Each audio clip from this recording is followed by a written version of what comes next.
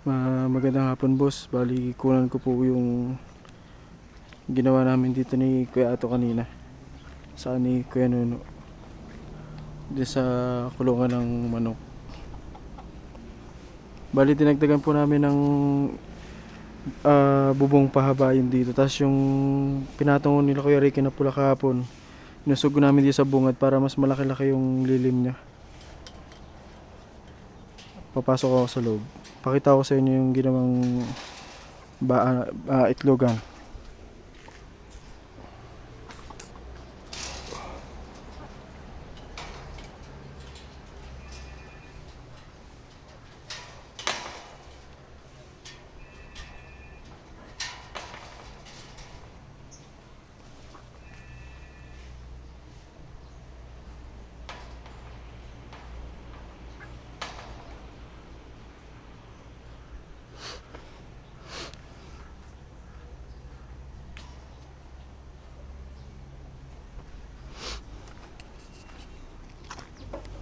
Tapos nilagyan namin ng ilaw kasi hindi pa nalagyan ni Kuya Ricky kahapon. Nilagyan namin ilaw para paggabi pwede yung i-check ni Kuya No. Yan po yung ginawa ni Kuya Ato na paitlogan, tatlo. Bali tatlong hanayo. Tapos yung nasa dulo nilagay lang ni Kuya No. Yung sa pangatlo na yun sir, may itlog isa. Nang itlog po kanina. Tapos nandyan yung pakain na sa baba. Yung nasa puti yung feeds. Tapos yung nasa silver yung tubig. Tapos naglagay din po ng ng kata ng manok pag nagdating ng hapon. Pakita ko sa inyo yung itlog, akit ako dun sa labas, sa taas.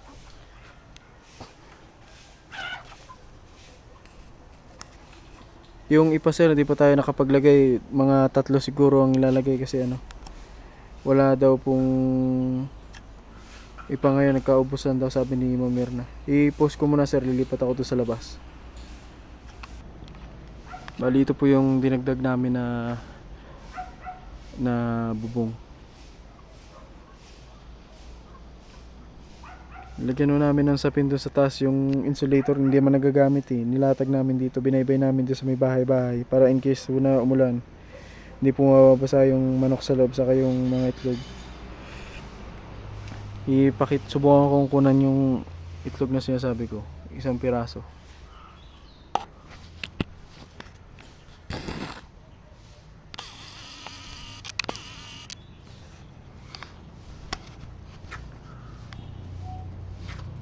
Ayan sir, yung nasa loob, yung mapapansin yung pabilog, ayan yun.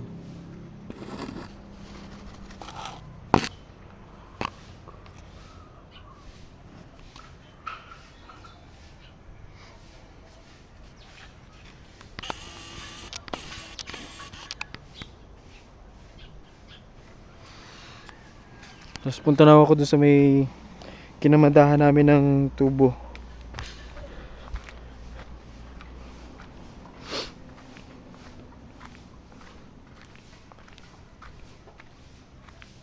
Makalat yung mga tambak dito sir, ipakipaayos ko na lang kay Kuya nung bukas para maganda naman tignan. Akit na ako dun sa tubo.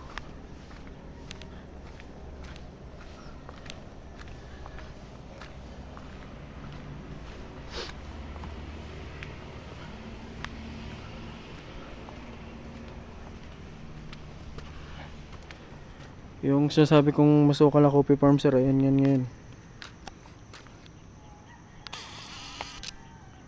Matataas na naman yung damo hanggang doon sa kabila.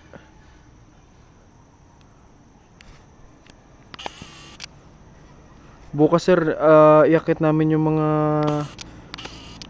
bakal-bakal dun sa baba, kagaya yung tanki na yan yung pressure tank na yan, saka yung ibang bakal dun na ilagay namin din sa may bodega kasi dun lang namin nilagay nung pinalitan namin ng yero to nila Kuya Ricky dun lang namin nilagay nila Kuya Ricky sa baba. Ganun rin madumi na tignan, makalat. Sa mamaya may dumali pa niyan eh. Kaya iakit na lang namin dito sa may bodega sa may taas. Kaya naman namin buhatin yan.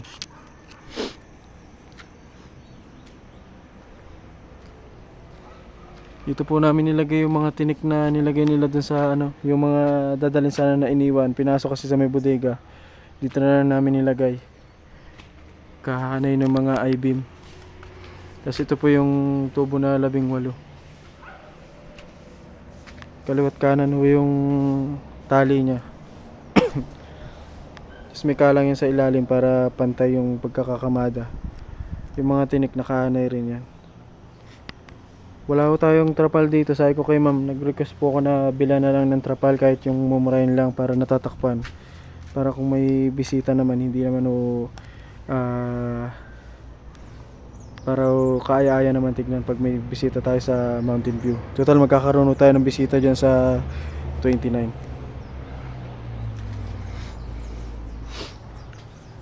Mag-alas 5 na sir, 4:40 na.